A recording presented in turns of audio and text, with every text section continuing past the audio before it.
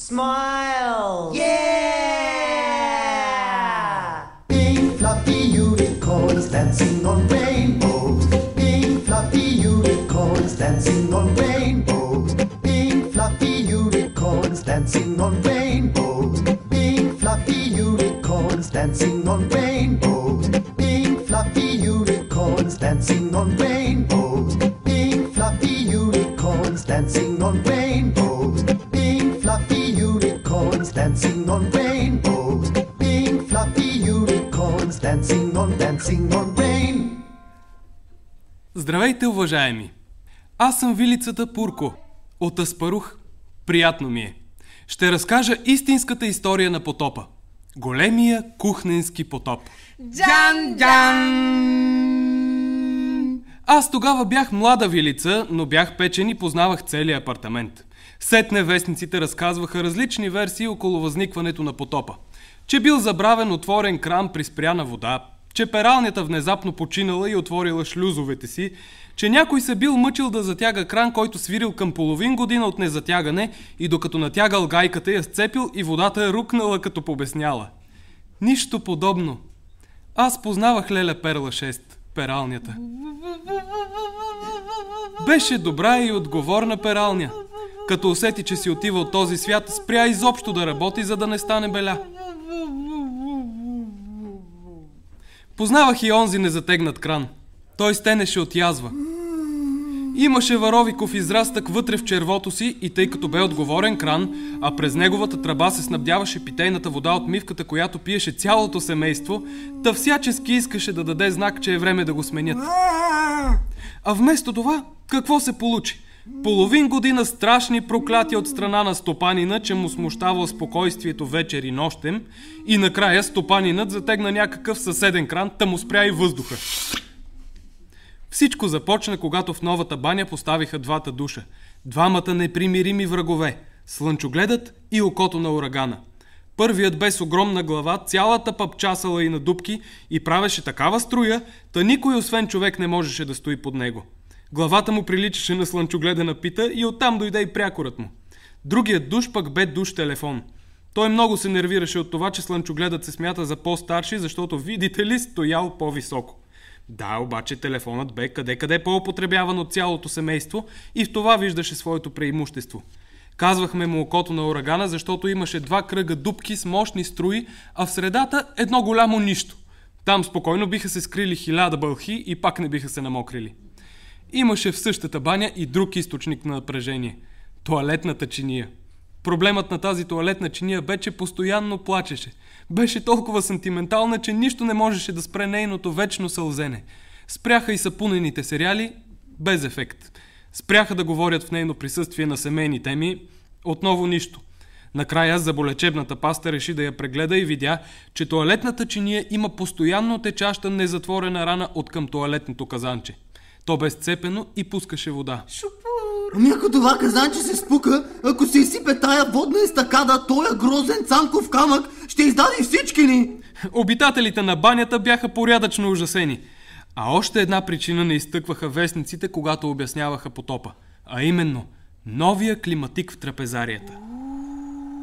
Разбира се, непосредствената причина за потопа беше неуморната стопанка, която една сутрин от пренавиване струши крана за студената вода, но не забеляза и тръгна на работа. Къщата отихна празна. Мивката с последни сили се опитваше да задържи крана да не изхвърчи, но уви. Нашият живот е стечение на обстоятелствата, да знаете от мен. Още сутринта беше мрачно време. Климатикът ту ревеше с някакъв неистов вой, ту спираше изцяло в мъртвешка тишина. Беше страшно да се разходиш из трапезарията. Светкавици отскачаха от отраженията на минаващите вън автомобили с запалени фарове. Бе притъмняло, а уж бе ден. Въздушното течение от кухненската врата с разбитите черчевета се бе усилило, та имах чувството, че ме реже през кръста. Дори част от салфетка попадна на пътя на въздушната струя и се плесна в лицето ми. Сърцето ми подскочи от уплахи и лоши предчувствия. Салветката, кой знае защо, бе мокра. Вървях напреки по теракота и не зървах жива душа. Плочките обикновено се закачаха и нарочно се изсушаваха, за да ги стържа. Сега бяха доста влажни и кондензирали. И те се бяха изпокрили. Спрях на светофара и забелязах нещо странно. И трите светлини светеха едновременно.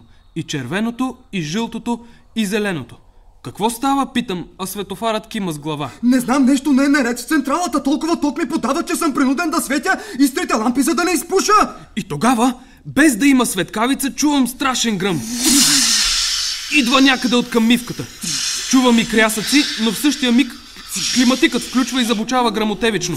Същински ураган! Затичвам се към мивката и заковавам ужасен. Пред мене цялата кухня тича, а я гони висок воден стълб. Спасявай се! Кранът поддаде!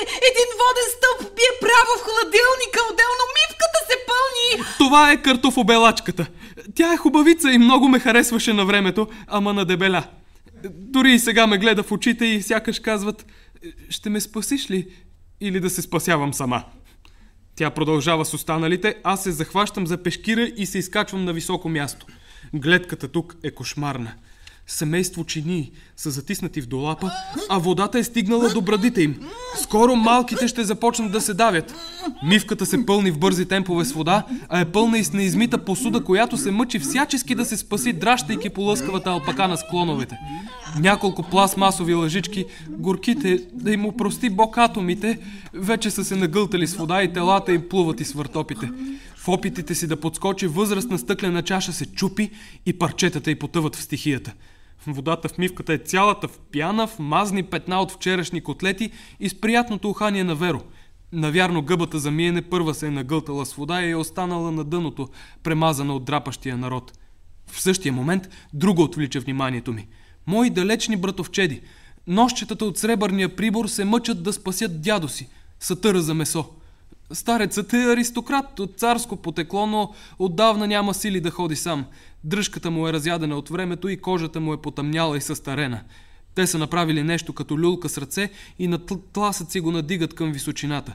Към барплота, най-високата кота в нашата кухня. Хвърлям поглед назад. Светофарът примига като цветомузика. Съвсем е откачил. Какво иска да ни съобщи? Да не е някакъв код? Никакъв знак не е, Аспарух Кобратович. Господи, водата е стигнала до разклонителя. Сега вече работата става дебела. Залее ли водата разклонителя преди да го изключим, ще гръмне целият апартамент и може да падне целият блок и това ще е краят на Вселената. Разтреперих се от ужас и хукнах към ножовете и стария сатър посред рева на урагана.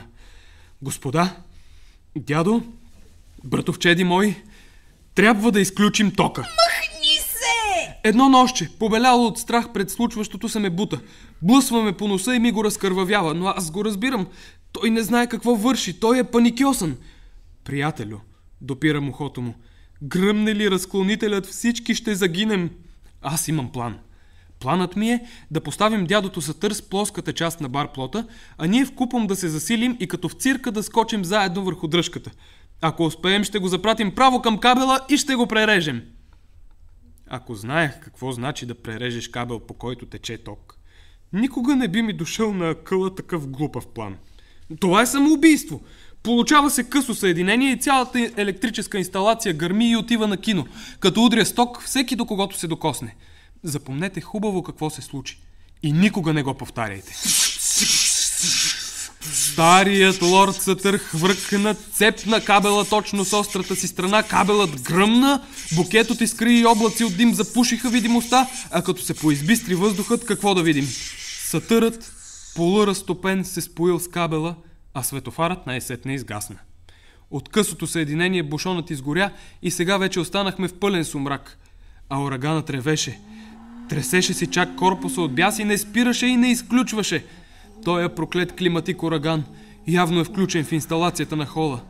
Ах, да имаше сатъри за него. Мивката започна да прелива. Водопадът се изсипваше с голяма сила и допълваше лошата видимост. Летяха пръски до възбок, грохотът в паста на водопада бе неописуем.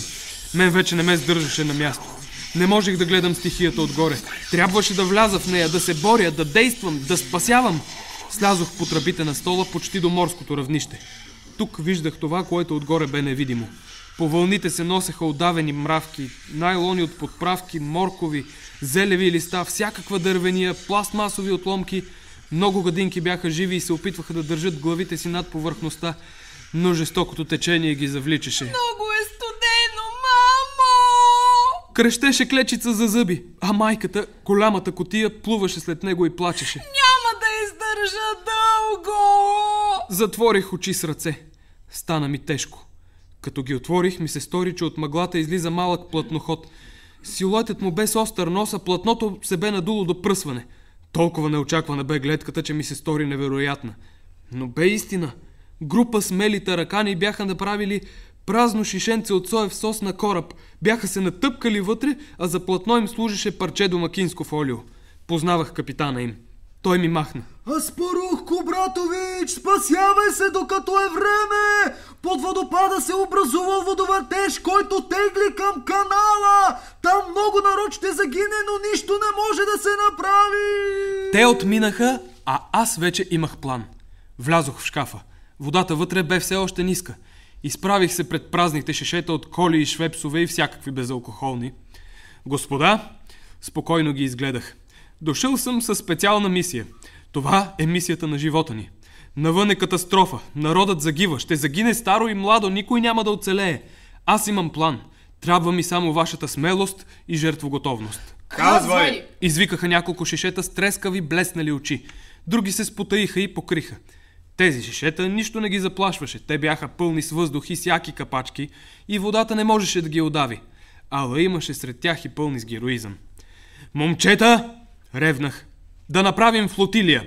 Ще се навържем един за друг, ще запушим здраво капачките и ще прибираме крошенци вътре във вашите стомаси като в трюмове.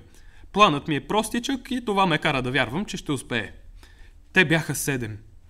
7 шишета се съгласиха. Водеше ги тумбеста 2-литрова лимонада. Аз се мушнах вътре и поведох флотилията право към въртопа под мивката. Колко благодарни лица видях, колко целувки получихме, колко радост причинихме, няма да описвам. Всичко това е прекрасен спомен, но ще изстуди температурата на моя разказ. Продължавам нататък. Още в началото всеки трябваше да води спасителна операция сам. Кухнята бе прекалено тясна за маневрите на 7-членната флотилия. Аз останах в 2-литровия флагман. Сетне научих ужасните новини. 6 останали бутилки бяха потънали на кухненското дъно по разни причини. Едни се бяха препълнили до толкова, че собствената им тежест ги повлякла надолу. Други бяха оставили капачките отворени задълго и водата бавно се настанявала в корпусите им. Така или иначе, към обяд останахме на повърхността само ние. Тогава реших да напуснем кухненския океан. Напред към протока! Изкомандвах и насочихме носа към барплота. Понесохме се натам. Как да ви опиша гледката? От мостика ми извикаха. Капитан! Капитан! Отидох. Матросите. Поради липса на силни мъже, матроси станаха 2 млади хлебарки. Марина и Ирина. Докладваха. Капитан! В кила под фарватер се чуват ропът. Сякаш някой блъска па корпус отвън под водата. Спуснахме се натам. Поглеждаме водата зад етикета на шишето и виждаме дружина водолази мокрици. Запушили носове, явно въздухът им свършва. Спуснахме им въжето от навързани ластици и ги качихме на борда. Капитане, още малко щяхме да се предадем. Отгоре бушуват ужасни вълни, дъхнат ти дава да си поемеш. Я им дайте да се подсушат, командвам аз. Но най-възрастната мокрица, Тирезий, се усмихва. О, не се гризете, капитане. Ние и без това сме мокрици. Момчета, моля ви, обиколете целия кораб и направете опис на ситуацията. Като се върнете, атакуваме протока и излизаме в открито море. С вас вече разполагаме с опитен екипаж. Аз нарочно не исках да обикалям кораба. Тягостна гледка. Навсякъде разположени животинки, всеки е замъкнал куфари, покъшнина, майките стискат в прегръдките си децата, одеялата не достигат, някакъв дървоят е успял да спаси дори раздрънканото си пияно. Като го измъкнахме, му рекох тихичко. Господине, вие сте музикант. А ако започнем, не дай Боже, на сплавите да потъваме, искам да отвориш пияното и да започнеш да свириш смело. Нека като си отиваме от този свят, поне да си тръгнем в душевната хармония, която само музиката може да дава. Тирезий се връща. Той е мъдра мокрица и е много по-възрастен, отколкото първоначално му предположих. Той ме дръпва на страна. Момце, разгледах внимателно пътниците. Сред тях няма самотници, всички са по двойки най-малко. Сирец, Като напуснем нашия континент и отидем в друг свят, ако оцелем, те всички сте продължат рода си. Чудесно! Чудесно, но едно е лошо. Ти, синко, ти, капитане, ти си само от рода си. Да можехме да ти вземем една лазицка, да си има с другарка през старините, да си народите приборцата. Махам с ръка и отивам на мостика. Честно да си призная, като си представих бъдещата вечна самота до живот, сълзи закапаха по дръжката ми. Но нищо, Пурко, дръж се. Ти имаше план да спасиш живота на кухненската цивилизация. Пък за себе си не мисли. Тебе могат и да те претопят. Тъжно ми стана, но нямаше време за мъка. Протокът бе току пред нас. Внезапно матросът в наблюдателницата, не помня дали Марина или Ирина, изкрещя: Шницел зад борт! Взех бинокъла. Разплут шницел, едва държащ се на повърхността, се търкаляше по вълните, а отгоре му едва се крепеше една... Стоп, машини! Извиках. Изкарайте въжето. Какво става? Излизам навън, отвърнах аз. Тирези, води кораба. Какво сте прави с океана? Виждам. Ами ако не се върнеш?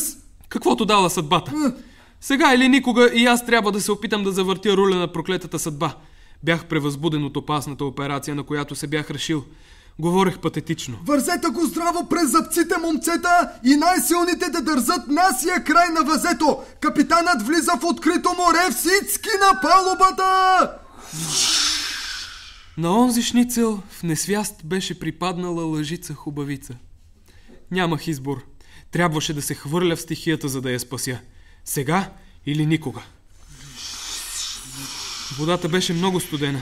Вълна ме пое, затисна ми главата надолу, започнах да пърхам с крака. Измъкнах се и отворих уста и огромна вълна ми напълни белите дробове. Помислих си: край, Пурко, до тука. Бележката пристигна. Но имах късмет. Топла водна струя, неизвестно откъде взела се, ме издигна нагоре и ме хвърли току пред шницела. Това ми и трябваше. Забих мощно 4 си зъба в пихтиестото мъртво шницелово тяло. Закрепих се, качих се на импровизирания сал. Лъжицата почти не дишаше. Освен припадъка се бе нагълтала с вода. Обърнах я на страна. Тя взе да повръща, после да кашля. Слава Богу, в очите й просветна живот. Но очите й все още бяха обезумели. Гледаше ме, а не разбираше кой съм и какъв съм. Аз и заразтривах бузите. Кой си ти? Аспарух Кубратович. Вкратце, Пурко. Ти си моят принц. Добре, принцесо. Както кажеш. Ние двама млади, Вилица и Лъжица, се бяхме гушнали посред стихията. Около нас вреше и кипеше, един свят сменяше друг. Зад нас беше миналото ни, радостите ни, спомените ни. Пред нас беше неизвестността, смъртта. Около нас океанът безнееше, ревеше, душегубстваше, ала ние демонстративно го пренебрегвахме. Той се разлютяваше, подхващаше нашия мъртъв шницел и го въртеше около пръста си, но с нищо не ни засягаше. Ние не му обръщахме никакво внимание. Дори не се държахме за сала. Толкова бяхме уверени, че любовта ни е по-здрава от всяко люлеене, че любовта ни е по-спасителна от всяко въже. Ще оцеляваме ли, принцесо? Наблизо ни чака кораб, той ще ни прекара през протока. Трябва само да бъдеш смела и да ме прегърнеш. И да не ме пускаш никога, докато стигнем за нищо на света. Сякаш сме годеници. Разбираш ли, много е важно, въжето е само едно. Разбрах. Тя ме гледа с извитите си мигли, готова на всичко, което й кажа. Даже и да не го разбира. Ние сме годеници. Премълчах. Явно само това е разбрала. Да мисли каквото си ще, само да не се оплаши. А очите й, да ви кажа, наистина са много красиви. Имат изражение като на зацапана или надраскана лъжица, която я е срам да я заварват в такова състояние. Хем се молят тия очи, хем нещо от тебе настойчиво очакват. Как да им устоиш? Предстоеше най-критичната част. Сега трябваше моят екипаж да ме изтегли. Вече не можех да плувам, щях да стискам в обятията си моята годеница. Щяхме да потънем в океана и да разчитаме на бързината и силата на мишците на мокриците. а те могат и да ни измъкнат напълно безжизнени. Поеми си добре дъх, напълни всички части на гръдния си кош. Давам аз съвети, а красавицата ме гушка и ме гледа с нежна усмивка и нищо не прави. Изстрелвам ракетата с сигналния пистолет, както е уговорката, и силен тласък ни събаря във водата. Потъваме бързо. Потъваме и с огромно неудоволствие наблюдавам как изражението на моята лъжица се променя. Нежността се сменя с почуда, после с напрежение и накрая с див ужас. Тя губи въздух. Не ме е послушала никак, ама никак! Такъв ли ще е бъдещият ни съвместен живот, Господи? Мисля си аз, но не ми е и до това. Бързо изтискам носа и залепям устата си в нейната за най-дългата целувка в нашия живот. Целувката на спасението. Дава ми от своите запаси въздух, който също не е много, но е достатъчен, за да се озовем на палубата преди да ни е пречерняло. А сетне, докато съхнем завити с одеяла, а екипажът ни гледа с весели погледи, аз се обръщам към моята годеница. Как се казваш? Пепа. Така... Продължавам. А продължавам с това, че от жените ще пропадне светът, така да знаете. Аз съм вилица. Лесно влизам през капачката, но Пепа, как да я вкараме в бутилката? Тя стои на входа, дръжката и вътре, а греблото и отвън. Екипажът изгребва постоянно влизащата вода, а ние се почесваме. Какво да правим? Няма как, казах тогава на Тирези. Ще режем отгоре отвор в шишето. А това е изключително рисковано! Знам, но какво да направим? Нямаме избор. Ще рискуваме. И значи малко след това ние седим завити с одеялата с Пепа вътре в кораба и се запознаваме, а шишето е с изрязан квадратен отвор в конструкцията, което ни предрича сигурно шишекрушение. Някъде в ранния следобед успяваме да минем протока. И тук научаваме нещо странно. Освен течението на кухненската студена вода, в потопа участва и някакво топло течение. Истински гълфстрим. Аз поделям на Тирези, че точно такава топла вълна ме е измъкнала от сигурна смърт, докато плувах към Шницела. От смесването на топли и студени водни пари в коридора е непроницаема мъгла. Всеки момент можем да се забием някъде и да пробием борда. Вали на тласъци като порой и рязко спира. Мъглата е всъщност вълма от облаци, които са ни обгърнали. Навигационните ни прибори не работят и аз, капитанът, си нямам никаква представа в коя част от коридора сме и в коя посока се движим. Към банята или към спалнята. Последното, което искаме, да се озовем в банята. От наблюдателницата съобщават, че чуват странно и зловещо стържене. Пълна тишина! Постановявам порубката за целия кораб и в тишината всички чуваме. Нещо зловещо стърже и рязко спира. Толкова е тихо, че чувам сърцето на Тирези как бие. Явно източникът на стъргалото ни е усетил и също е притихнал. Накрая в мъглата изплува нос на малка яхта. Хотелско шампуанче. А е възседнала яхтата някаква малка лъскава ножица. За да може да се придвижва, ножицата се сгъва и разгъва, а от влагата лъскавите изстави са ръждясали и зловещо стържат. Добра среща, самотен мореплавателю, поздравявам аз. Говори ти капитанът на кораба с кухненските крушенци. Какъв мореплавател съм аз? Ножицата стои някак на страна и суплах поглежда голямата дупка в нашия корпус, която бяхме принудени да изрежем заради Пепа. Аз съм ножицата на премиер-министъра, с която той реже ленти, когато открива нови магистрали. О, ти ли си? Чували сме за теб. Накъде сте тръгнали с тая пробита гемия? Връщайте се веднага, в банята всеки момент ще поддаде цанков камък и ще ви издави като 2 и 2 4. Надявах се да плаваме към спалнята, смущавам се аз. Надежда всяка тука оставете. Знаете ли какво се случи в банята? Онези господа се хванаха за гушите. Кои господа? Двата душа. Новините бяха лоши. Като избил кранът в кухнята, налягането в тръбите драстично спаднало и слънчогледът, нали е на последния етаж, се заоплаквал, че не стигала вода до него и не му се уросявал мозъкът. И решил, че това го прави нарочно окото на урагана. Другият душ, смъртният му враг. Но водата и за него била спряла и той хъхрил, че умира от жажда. А ножицата самодоволно ни обясняваше. Вие знаете ли какво представляват душовете като съоръжения? Спирателен кран, тръба, разпръсквател. Тоест, в В дългата тръба на слънчогледа винаги се задържала вода и докато заспорили кой да ползва водния запас по време на криза, взели, че се сбили.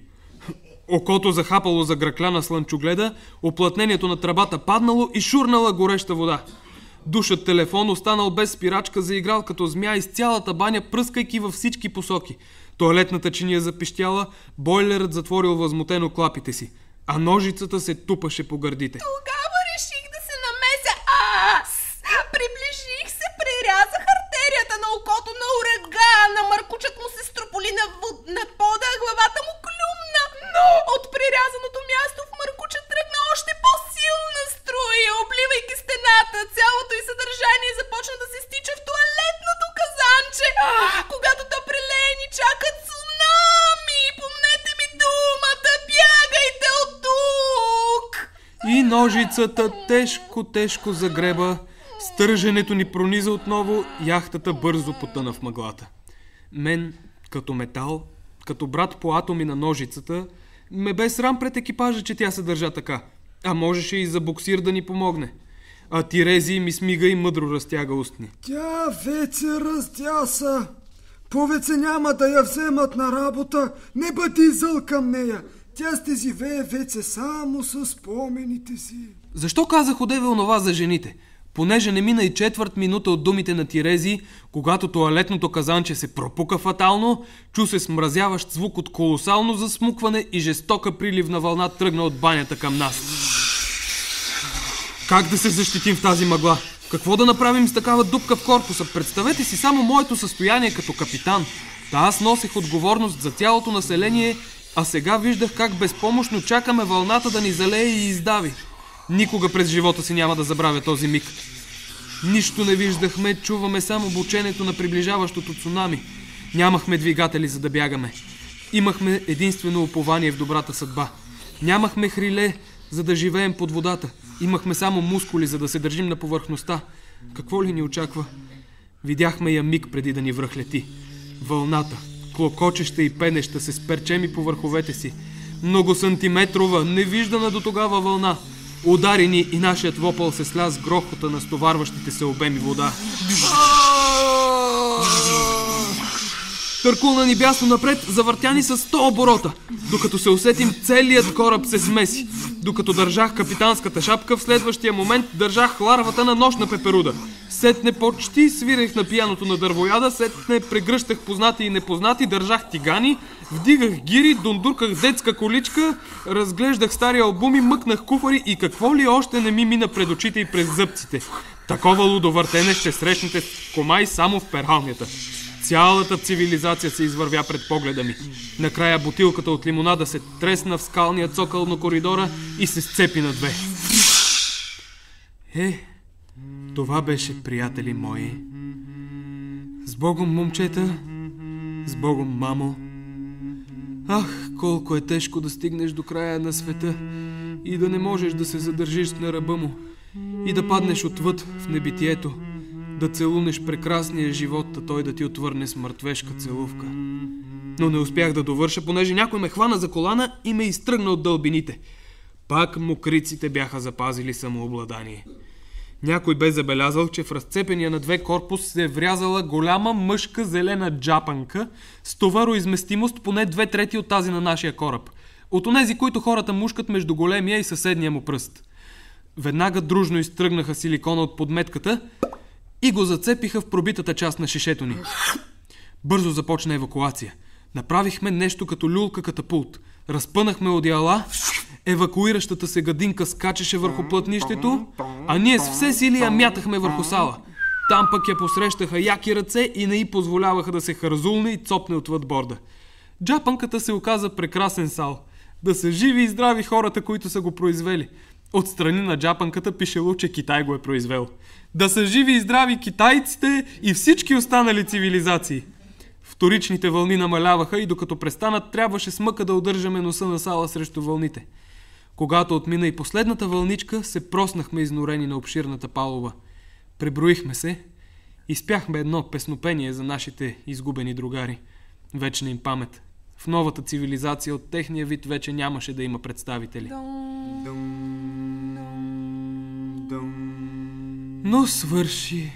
Тихо гръм последен отнесе урагана. Мъглата се вдигна и откри смразяващи въображението гледки. По водата плуваха части от посуда, сухи цветя, чаши нагоре с корема. Обувки стърчаха само с езиците си и бавно като галеони следваха морското течение.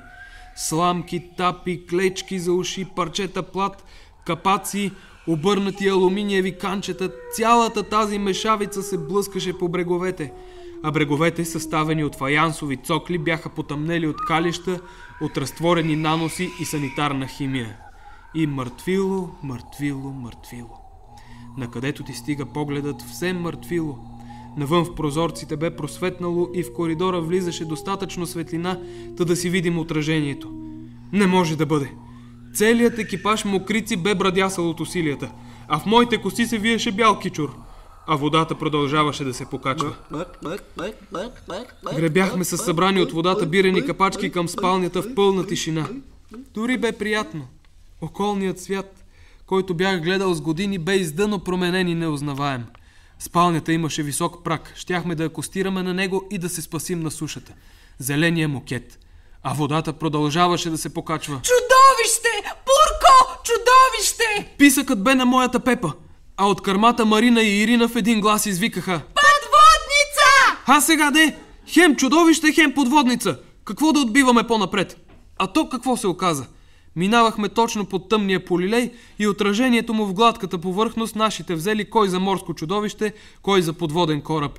Внезапно задрънчаха крила. Около нас сякаш пикираше самолет. Крийте се! Самолет! Ще стрелят! Спокойно бе! Крещя и аз. Тук няма военноморски бази. Надали ще е самолет.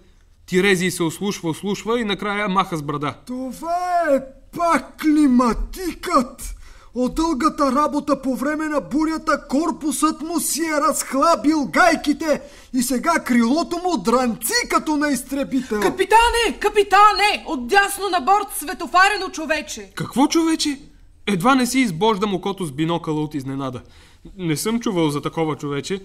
И вярвате или не, наистина вдясно на борт върху дървена готварска лъжица, яхната като индианско кану, гребе зелено светофарено човече. Виждали ли сте такова? Някои светофари вместо прост зелен отражател имат човече, което си мърда краката, за да покаже на пешеходците, че е време да пресичат кръстовището. Когато баща му светофарът, от началото на моя разказ, трагично загаснал, зеленото му синче се оплашило и се спасило с минаваща наблизо готварска лъжица. Хайде, качихме го и него на сала. Подсуши се човечето, позасмя се, представи се, поклони се. Казвам се Мяо Сагуан. Китаец ли си? От Тайван. Горещ привет от нашия сал. И така нататък, аз се мъча да го разведря, като му разправям какви глупости ни се привиждат и причуват в последния час, а то се смее и ни сюрпризира на свой ред. О, вашето нищо! Аз преди час срещнах бедстващи жепеци. А никой от нас не знае какво е джепеци. Всички се пулим. После научихме. Джепеците били компютърни снимки. Те се били измъкнали от потъващ компютърен диск, много от тях се издавили. Мяо Сагуан се смееше. Но нищо! Тя ги има на хард диск в семейен компютър, те ще се преродят оттам. Както и аз сега съм сераче, но като се спопадне водата и тати изсъхне, ще се върна наново в милата родна светофарена стряха. 10 минути се точи народът по пристана, докато разтоварим сала. Сигурно съм се разцелувал с всеки един от тях. Всички искаха да поздравят екипажа и смелите мореплаватели.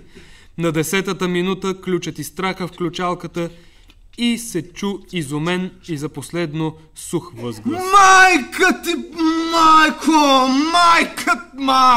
Стопанинът прибра се първи, отвори водата и целият океан се изля в краката му. Той преджапа през океана, ахкайки и охкайки, отвори до лапа с крановете и завъртя централния кран. С това потопът приключи. Но критичните ситуации не свършиха. След около час ме повикаха в килера, където два млади паяка бяха влезли в старата неработеща вече прахосмокачка – мина. Бягали от потопа, мушнали се в смокателната тръба и попаднали в кесията за прах. Но не щеш ли, тръбата се изплъзнала от етажерката, тупнала на пода и се пречупила. Пътят им за връщане бил отсечен. Майката на паяците беше облякла чак черно и си скубеше косите. «Я го съблечи това черно!» ядосах се аз. «И спри да образуваш паника! Ние цял потоп изгребахме, че твоите хаймани няма да спасим. Ръководих и тази спасителна операция. Избихме копчето за включване и спускахме през него всеки ден по една умряла муха в продължение на седмици, за да им поддържаме живота. Пробивахме отвор в корпуса, за да се доберем до затрупаните миньори. Но тук започва вече нова история. Това би могло да бъде тема за нов разказ. Но сегашният ни разказ приключи. Джан-джан! Smile! Pink fluffy unicorns dancing on rainbows. Pink fluffy unicorns dancing on rainbows. Pink fluffy unicorns dancing on rainbows. Pink fluffy unicorns dancing on rainbows. Pink fluffy unicorns dancing on rainbows. Pink fluffy unicorns dancing on rainbows. Pink fluffy unicorns dancing on rainbows. Pink fluffy unicorns dancing on rain.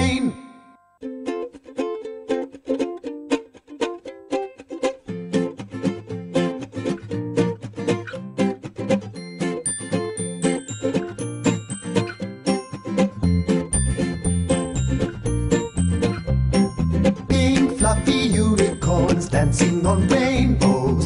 Pink fluffy unicorns dancing on rainbows. Pink fluffy unicorns dancing on rainbows. Pink fluffy unicorns dancing